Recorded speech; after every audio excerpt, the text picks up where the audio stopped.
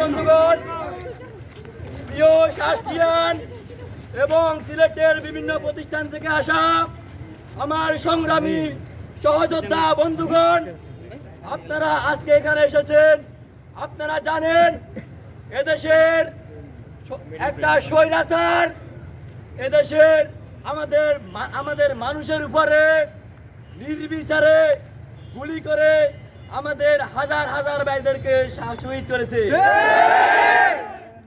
যারা হত্যাকারে, যারা গণহত্যাকারে, আমার আবু সাইদ ভাইয়ের হত্যাকারে, আমার বিশ্ববিদ্যালয়ের ছোট ভাই রুদ্র সেনের হত্যাকারে, এই সকল হত্যাকারীদের স্পষ্ট করে বলে দিতে চাই, আমরা খুনির কাছে খুনের বিচার চাই না।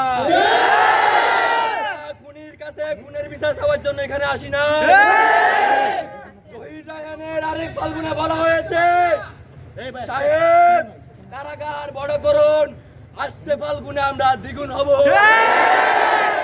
স্বৈরাচার, তোমাকে বলে দিতে চাই, সারা বাংলাদেশ কারাগার বানিয়ে ফেলো, পারবে না, জায়গা দিতে পারবে না।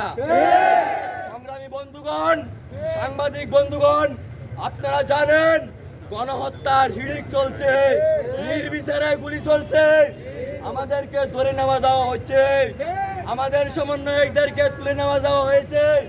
যদি সেটা বন্ধ করে নেওয়া না হয়, যদি 9 দফা দাবি বাস্তবায়ন করে না হয়, ছাত্র সমাজ এক দফা দাবি দিবে। আপনারা কি জানেন এক দফা দাবি? সমাজ ঠিক হয়ে জানে। এখন আমরা সিলেট সুনামগঞ্জ রোড অবরোধ করে আমাদের বিক্ষোভ মিছিল শুরু করব।